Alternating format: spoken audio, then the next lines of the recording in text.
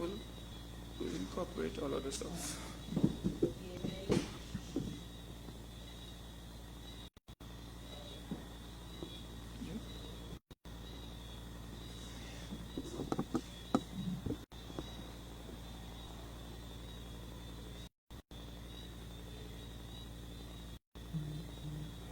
Trade off.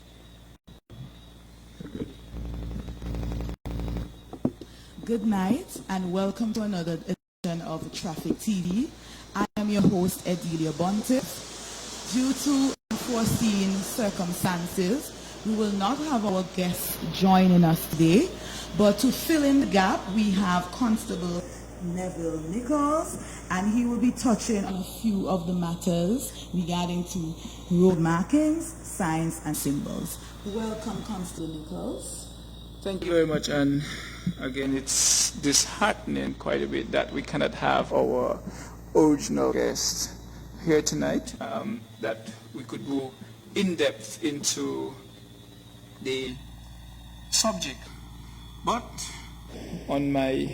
based on my knowledge, I'm going to do my best to keep it going and stay with what we're doing.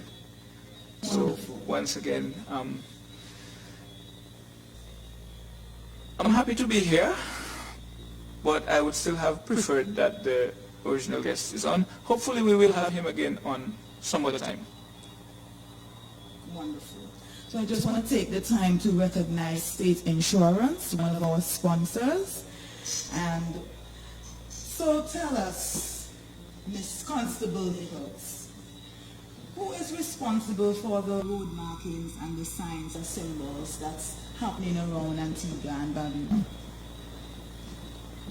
Well, Transport Board is responsible for that. The Antigua and Barbuda Transport Board, as you may be aware, that they have a special department who goes about, does all the road markings and so forth. So they are solely responsible for the road markings that you would see here in Antigua.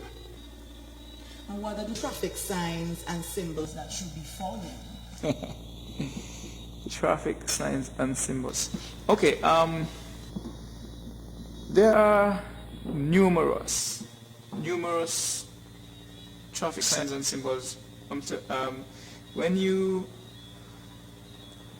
look at the traffic in its entirety, you will see some circular ones, you will see some square ones. And what I would want to touch on first of all, is some of the basics that we use. We have some circular ones that's painted in blue with a red X. Whenever you see that on the road, that means there's no parking on both sides of the road. So the red X that you see is a no parking sign on both sides. Or that circular sign with the X. There is also one with a slash. If that slash, if the sign is on the left side of the road,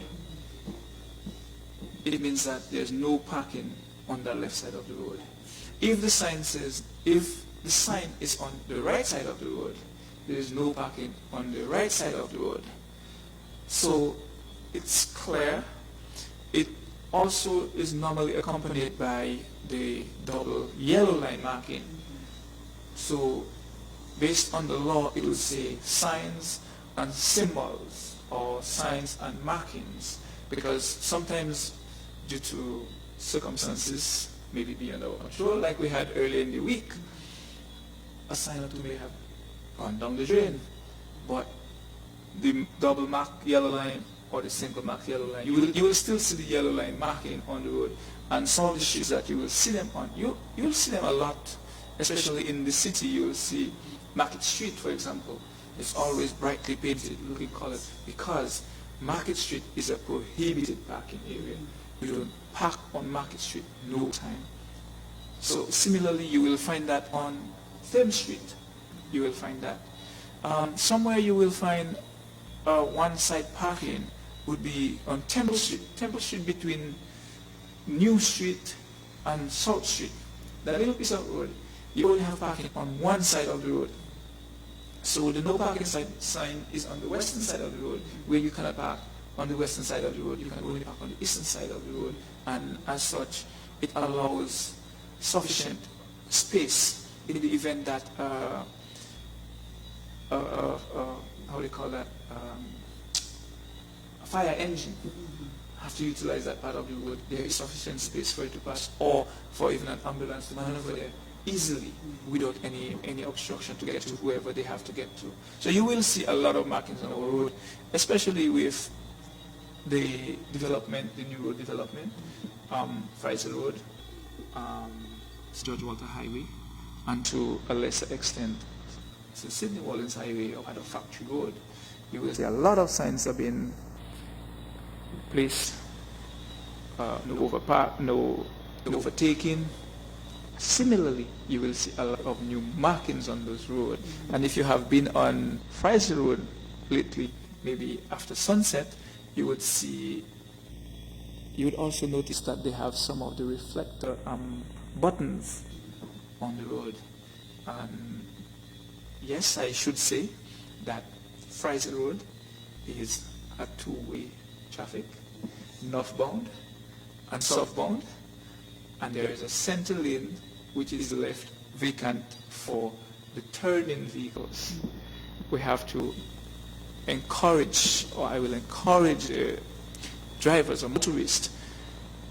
The rule is you indicate and you maneuver. You don't enter the lane and then indicate. You must indicate, or you should, well, you must indicate and then enter the lane. The indicate, when you put on your indicator, it is to show your intention that you are going to make a right turn or a left turn away from the normal flow of traffic. So other persons will be aware of that. And when you get into the lane, if necessary, yes, you put on your indicator again or continue with it until you make your turn. But you don't just come off the street and just into the right lane and stop. These are what we consider, or what generally speaking persons would consider trivial matters, but these incidences, they cause collisions and they are also ticketable offenses. And a few things that turn on the ticketable offenses that persons don't pay attention to, and one of them is indicating. You should always indicate whenever you're making a left turn or a right turn from the normal flow of traffic. Once you live in the normal flow of traffic, you should indicate. So even if you're going in the same direction, but you're switching lanes, and that is what it is on Faisal Road now, you're switching lanes. Yes, the lane is short, maybe a few vehicle lengths, but you are switching lane. And a few places that persons have to be cognizant of those things is right under the foot of the hill in the vicinity of Earl Cott House residence down there.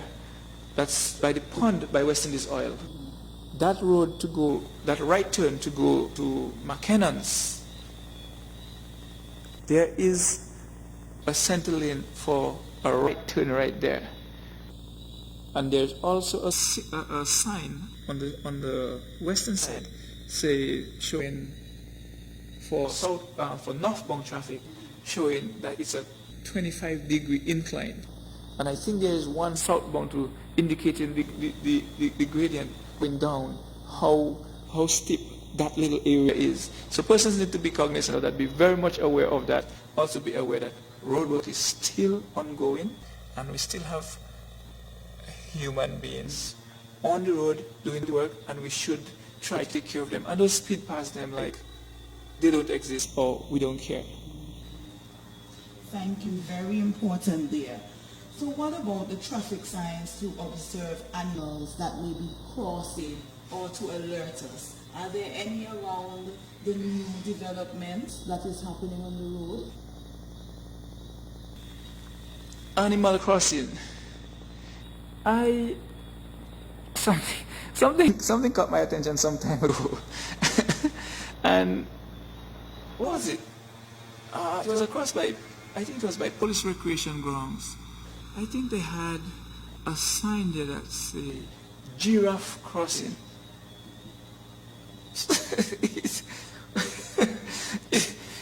I admired it for a long time. Every time I passed, I looked at the sign and I was like, I'm looking out for that one. But no, I haven't seen. I think there are, but I don't recall where exactly they are. Okay, Jabberwock. Okay. Jabberwock is one of them. I clearly remember now. Jabberwock, and Jabberwock also has, I think, have the street light there was changed from clear or white to red, because it was said that the turtles, when they see the white, they think it's light day, so they go towards it. All right, the red, they don't recognize it. But Jabberwock has signs that say turtle crossing. So are there any more that are in the pipelines for the future? In reference to the Animal Crossing? Animal Crossing, yes. I believe, I'm not certain if they have any more on the books currently for placements, but I would like to believe that yes, they do, because if you would notice, over the recent years, a lot of changes in everything has taken place. Example, our sidewalks are now outfitted for wheelchair access. Our sidewalks. So as all the rules evolve and adjusted, we too will be doing the same thing. So as such, and more persons are being becoming more familiar with the animals, the environment, and all that thing. So I certainly believe that they will have more signs coming up saying Animal Crossing, and I believe sooner or later Queen Elizabeth Highway is going to have one, because the cows and them they're down there like crazy. Wonderful. So I believe they will have more of those signs coming up, and yeah, I believe so.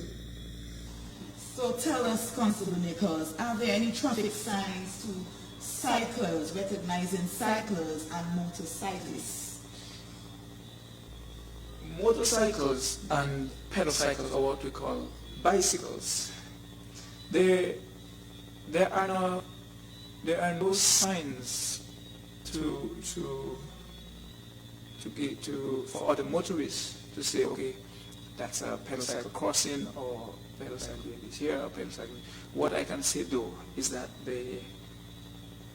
currently pedal cyclists and motorcyclists, they are under the same coverage as an automobile, as a motor car, or as a truck or whatever. They have the same right on the road as those.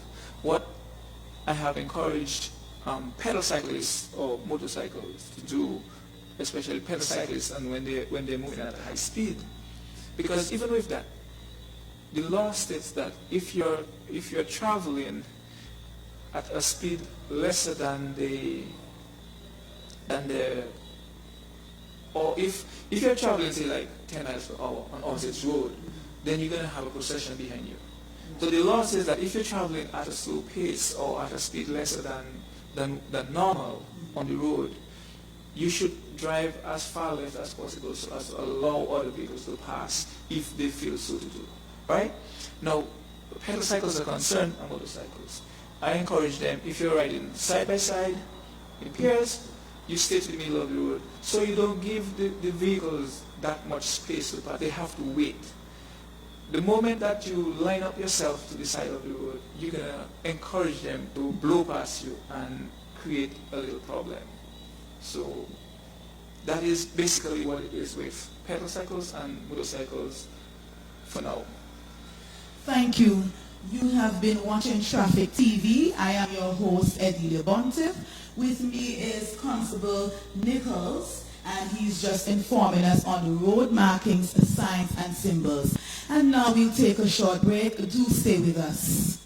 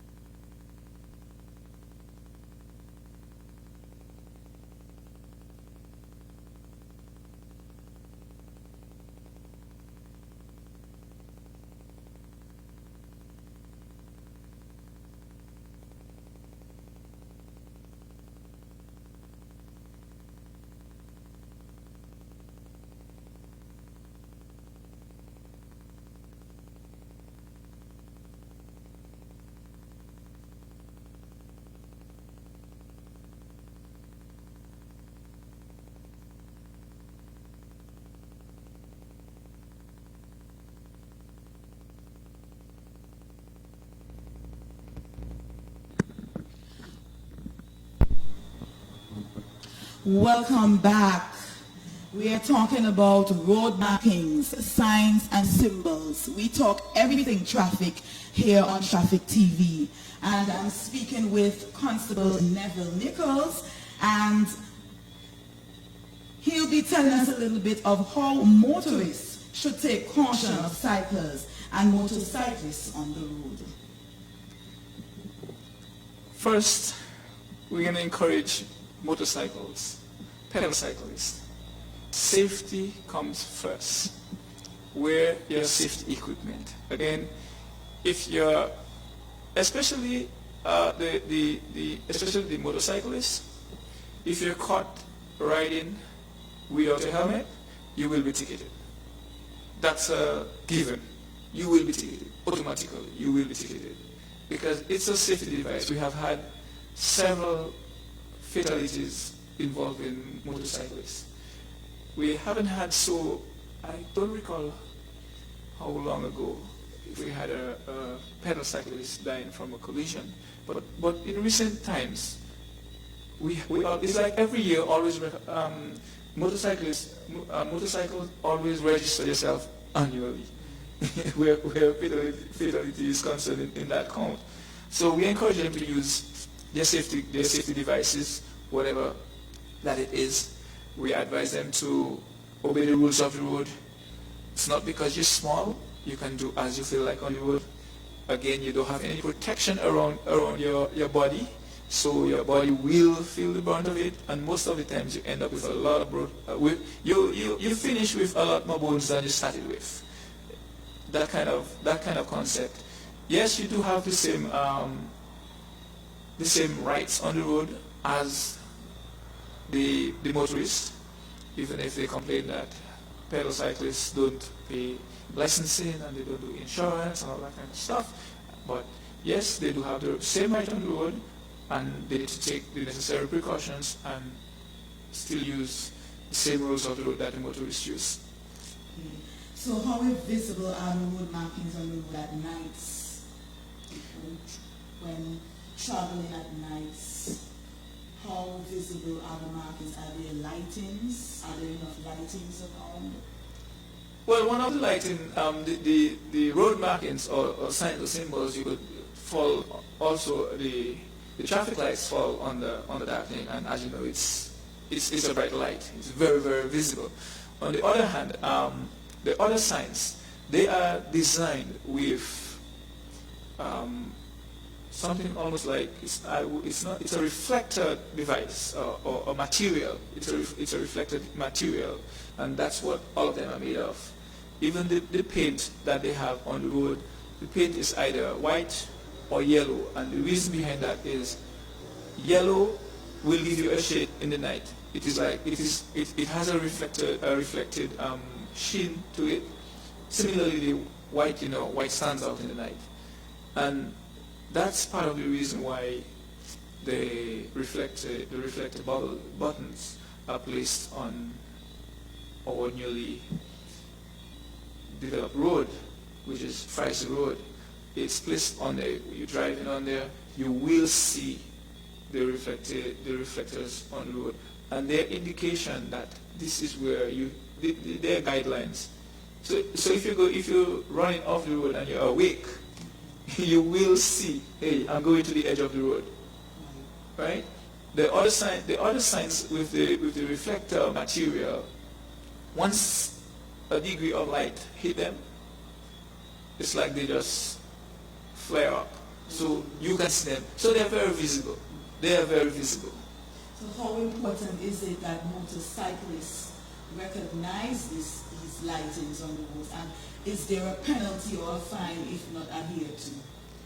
All the road markings, they are ticketable offenses. Even speeding. Yeah, if you're clocked anytime, you can be ticketed. Also, due to certain circumstances under which you are caught, you can be arrested and be charged for dangerous driving. Because the speed doesn't only affect a pedestrian or other road users. You could be becoming a hazard to yourself, because again, over the years, persons who have died from motorcycle incidents are the riders themselves. So when they get to certain speeds, they're becoming a danger to themselves. And some part of our job is to protect and serve, and in protecting them from themselves, sometimes we have to pick them up. And that we have done on several occasions. You have been watching Traffic TV, and those of you who are just joining us, we'd like you to send in your comments, send in your questions, send in any question relating to the road markings, and we will be sure to answer you. Thank you. So tell us, Constable, what are some of the road markings development that are happening currently? Currently, the markings on the road, and a lot of them, a few of them are new, but they're not things that we're not aware of. Example, we would have the circular ones that is placed at the roundabouts, or a giveaway sign. All the signs are in the International Rule Book for Highway Code, what they call the Highway Code. They are in the International Highway Code. That they are there, you will find them there. What has happened is that a lot of road users or motorists, they are negligent, and if you ask them a few questions, they will tell you straight up, I don't know what that sign is about. And hence the reason why Traffic TV is becoming is important, and it's not something about the police or the citizens. It's about us. It's about us, and it's about educating every person, every individual, whether or not you're a motorist, whether or not you hold a driver's license. Pedestrians, there's a growing concern about pedestrians. Pedestrians don't know how to use pedestrian crossing. They don't know, and they will come from between vehicles. They will come from behind vehicles. They will just come from inside buildings and just straight on the pedestrian crossing. That is very, very dangerous. And a simple thing that you have to do at a pedestrian crossing, you must come to a stop or stand at the end of the pedestrian crossing on the curb, so that you standing there will indicate to the motorist that you have intention to cross. Once that happens, you should be sure that you make eye contact with the motorist, Because again, even if by accident you get knocked down on pedestrian crossing, okay, fair enough. The motorist may be liable. Again, is it worth the broken bones? Is it worth the pain, the suffering that you're going to go through? Is it worth it? So where that is concerned, if you can avoid an accident, you avoid it. Again, take precaution. Safety comes first. Keep the safety to yourself. Be safe all the time. On some of the traffic lights, you would see certain areas where there is, and I know for sure by King George have one, and by Bangkok building have another one, we have a little green man. A little green man, just like the stoplight, when the stoplight turns green, the cars have to proceed. When the little man turns green, the pedestrians proceed. Now I still see persons trying to run across the road between the moving vehicles on a green light. Those are dangerous. And I ask myself, when do we accept responsibility? When? When are we going to take personal responsibility for certain things that happen? I mean, a pedestrian crossing the road on a red pedestrian light is equivalent to the vehicle running the red light, what we call a run the red light, right? It's equivalent to that. So you see the level of danger is there, and we cannot ignore our vehicle population. It is growing, and it is growing fast. We cannot ignore that. So it's a collective effort. We have to take care of each other, and more so, we have to take care of ourselves. It's 100% individual effort, and we together should see a reduced number of personal injuries via collisions where motor vehicle and pedestrians are involved. And also, we would really like to see a reduce in number of motor collisions. We really would like to see that, because the numbers are alarming. Now, you mentioned of pedestrians that are not properly informed about following the traffic signs, the symbols, the rules.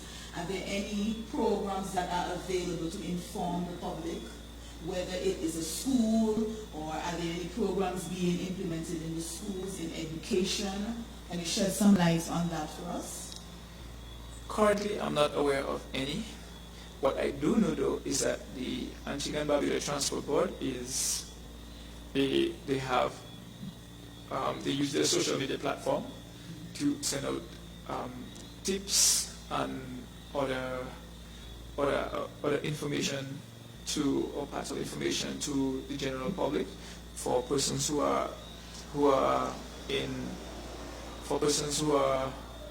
use social media platforms a lot. They would eventually come across them, because they pop up on my timeline pretty often these days. But it's something that you have to be in your face. You cannot, if you say a million times, it's mandatory that you say it 1,000,001 times. Because there will always be that one person who did not hear it 1,000,000 times. And you don't want that one person to be a statistic. So you will just have to say it 1,000,001 times. And that's how it goes. So you ain't gonna stop saying it. You're not gonna stop saying it. You just have to say it over and over. Say it again. Say it again. Say it again. Say it again. Like what we call a prayer. That's something to that effect. Thank you. We'll take a short break. You are watching Traffic TV. Do stay with us.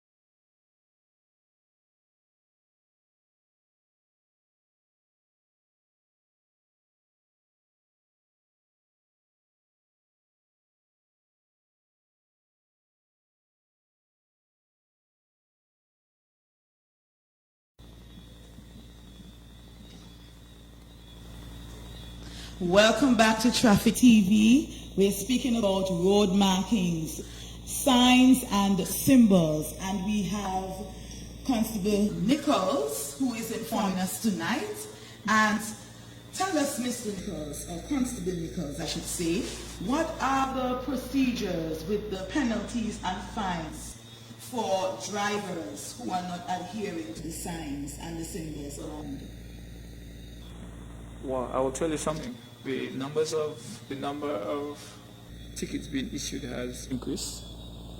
For a very long time, persons keep saying, the police need to enforce. And yes, it is a fact that enforcing the law is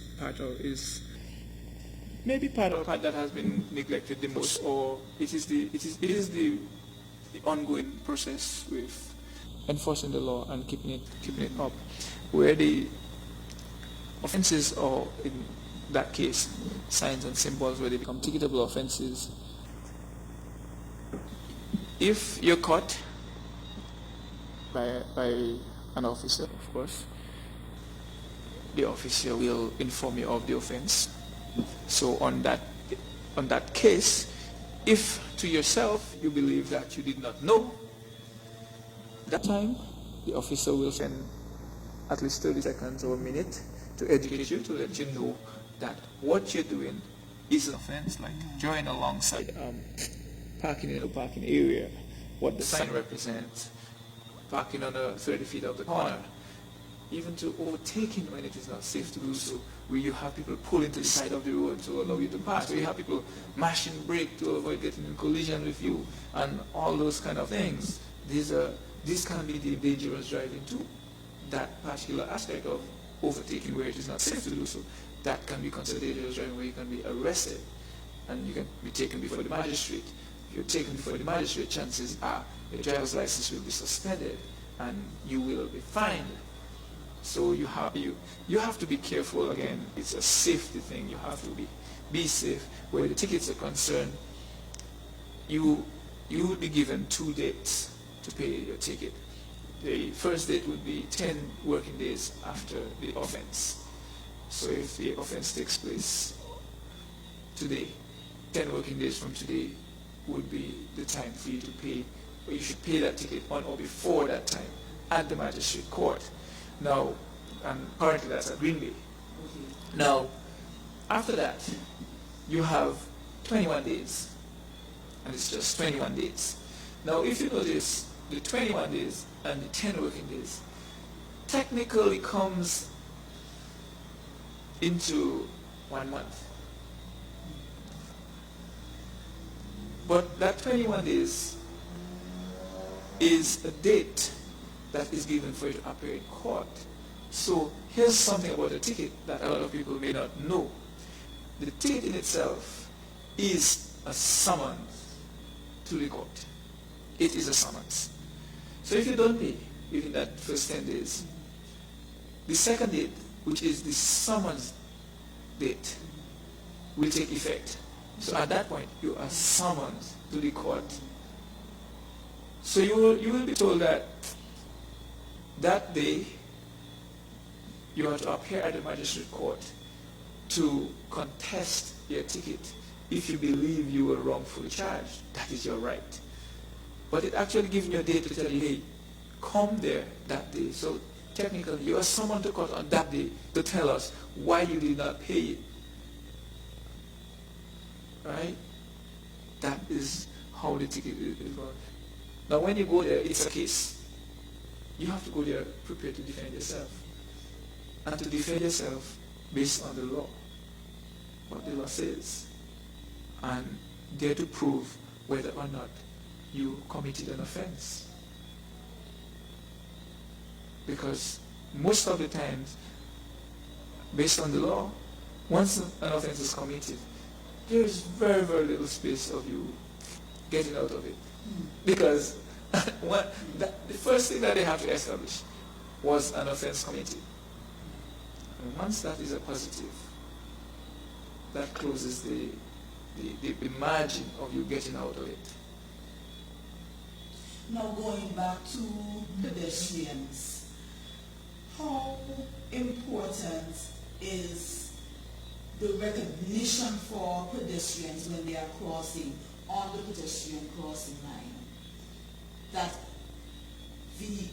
drivers should observe them. How important is it that drivers observe pedestrians walking on the pedestrian crossing? And I have said something in the past that we lack courteous drivers. Even when you're coming off a by road, sometimes 20, 30 vehicles want to pass before you let you out. You know, and sometimes some of us drivers don't realize how much different or how easy the traffic could flow if we allow one vehicle to cross the junction. Right? Similarly with pedestrians, motorists, no matter how upset they are about it, about the pedestrian crossing, it is the law. That is what it says. It says that once a person, in short, that once an individual has shown the intent to cross, the motorist should yield. But even if it says that, that doesn't tell the pedestrian to run across the moving vehicle, right? It doesn't. But once the pedestrian would have stood at the end of the pedestrian crossing, any end of the pedestrian crossing, that will send the signal that they have intent to cross, and once the intent to cross is established, motorists must yield. It is mandatory that they should yield. Not yielding, and you get caught doing that, you can be penalized. It falls under signs and symbols, you can be ticketed. And to take it further, if the circumstances permit, or say for example it's a heavy pedestrian traffic area and you choose to drive over the pedestrian crossing while pedestrians are on the pedestrian crossing, you can be arrested for dangerous driving. You are becoming a hazard to the pedestrians. Anything can happen on there. Hence the reason why it has a width that they should walk within. And on that note, I want to encourage pedestrians too. Where pedestrian crossings are available, utilize them. Not because you go in 10 feet up the road from the pedestrian crossing or 10 feet down the road from the pedestrian crossing. You go along that way and cross the road 10 feet over there. Use the pedestrian crossing and utilize the sidewalks where they are available. We have a lot more sidewalks nowadays, so utilize them. Thank you. Now, footgear, headgear, wearing proper clothing when driving, how important is that to prevent accidents occurring? Tell us about a little bit of that. We have had a number of incidences where persons claim that their slippers get stuck and as under the brake pedal so they couldn't brake, and this kind of things. Again, it goes back to personal responsibility. At what time or at what point do we as individuals accept the responsibility as our own, for our own safety and for other person's safety? At what point? Footgear when driving, very important. If I am wearing a slipper or a sandal and I go to drive, if I'm driving an automatic vehicle, I'm going to use my right foot, I take it off. I drive barefoot. It's better. Whatever you're driving with must be comfortable, but it have to be, how would I say it? I don't want to use that term, affixed, but it's supposed to be fitted on your foot in a way that it will not fall off or half of it hanging on your foot and that kind of. It shouldn't be that way. It's either you have on a shoe that is fitted on your foot that will not move, or you don't have anything. There are also cases where, and just touching on the females a little bit, that they drive with heels. Yeah, and sometimes they will tell you, my foot slide off the brake, because that little heel pivots, and your foot, believe it or not, when your foot is inside that heel, it's narrower than normal. So when that happens, you actually creating a different setting for your foot in there. So even if you are not, even if you, like, how would I say that? It would just be preferably that you have on a fitted shoe, or you drive barefoot. Because if the shoe is going to move or anything abnormal, you should avoid it.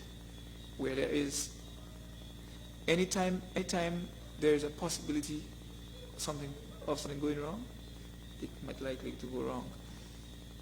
Because it has never happened to you, the possibility still exists that it can happen, and what you don't want to do is that it happens at what some of us call wrong time and cause injury or death. So for that, we don't want that. So where you can avoid it, avoid it. Thank you. Are there any further road marking signs and symbols development for future, Constable Nicholls? Well, at this point, as they go along, example, our newly developed roads or refurbished roads, there are more signs to come down on them. There are more signs to come down on them. As you may be aware, the roundabout by Sprugu is, I think, almost complete. So the roundabout is actually in use right now. The one at in the vicinity of Premier Beverages and Lions Den is under construction. It within the next, by today is Tuesday, maybe by weekend. Well, in the next couple of days, these two roundabouts will start. It's not start taking effect, because what has happened is from they started doing the work on it itself, they have coded it off as a roundabout. So it basically have started being used as a roundabout already. It's just that the actual roundabout structure is yet to be placed down, but it is being used that way. And in those areas, you're going to see more signs coming. You're going to see more road markings, like the yielding, the slowing down, the roundabout sign itself. You're going to see that come into play. There's a lot, many signs going to come up. You see some new bus stop signs coming up, and all these different things. I think as we develop and we move along, you're going to see more coming. They may not be different, but their numbers will increase, because, well, you may be aware, All Saints Road, Factory Road for sure, well, it's the Sydney Wallace Highway. Some work is being done on that road also, and of course, when the road works is completed, they're going to fit it off with signs and symbols, and most likely they'll put some markings on it too, and make it, not just make it look pretty, but it's for our safety, and we need to, these are our guidelines. These are what they're there for, and that's what we use them for. Thank you so much, Constable Nicholls, for filling in tonight. We did not have our original, guest, but thank you so much for filling in to us. Viewers, you have been watching Traffic TV. I am your host, Edelia Bontiff, and we've been speaking about traffic signs, rules, signals, and road markings. Please do join us for another edition of Traffic TV next week, Tuesday at the same time. Please don't miss it. Thank you and have a good night.